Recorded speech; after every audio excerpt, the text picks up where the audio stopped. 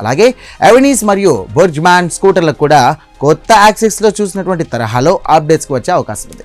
ఇక టీవీఎస్ విషయానికి వస్తే కనుక 2025 చాలా పెద్ద సంవత్సరం కాగా 2026 కొంచెం సైలెంట్గా ఉండొచ్చు. అయినప్పటికీ జూపిటర్ 125కు పెద్ద రీఫ్రెష్ వచ్చే అవకాశాలు ఉన్నట్టుగా తెలుస్తుంది. ఇక కొత్త జూపిటర్ 110 డిజైన్ లాంగ్వేజ్ను కూడా ఇది కూడా అనుసరించే అవకాశం ఉంది. ఇప్పుడు చివరిగా యమహా గురించి మాట్లాడుకుందాం.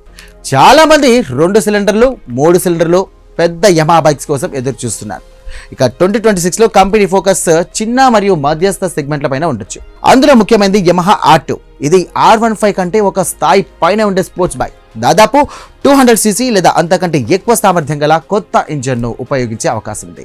యువతలో R15కు ఉన్న క్రేజ్ ను మరింత పెంచే మోడల్ గా ఇది మారొచ్చు. ఇక స్కూటర్ల విషయానికి వస్తే NMAX 155 చివరకు ఇండియాకు వచ్చే అవకాశాలున్నాయి.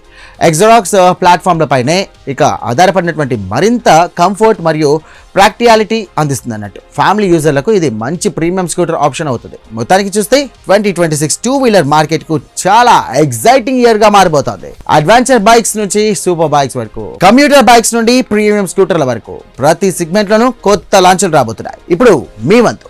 ఈ రోజు మనం మాట్లాడుకున్న బైక్స్ లో మీకు ఎక్కువగా నచ్చింది ఏది?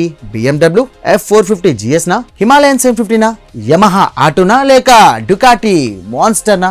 కామెంట్ సెక్షన్ లో తప్పకుండా చెప్పండి. ఇలాంటి ఆటోమొబైల్ అప్డేట్స్, కొత్త బైక్స్ రివ్యూలు, స్కూటర్ కంపారిజన్, బయర్ గైడ్స్ కోసం మన Prime9 ఆటోమొబైల్స్ ను వెంటనే సబ్స్క్రైబ్ చేసుకోండి. వీడియో నచ్చితే కనుక లైక్ చేయండి, మీ ఫ్రెండ్స్ తో మరి షేర్ చేయించండి.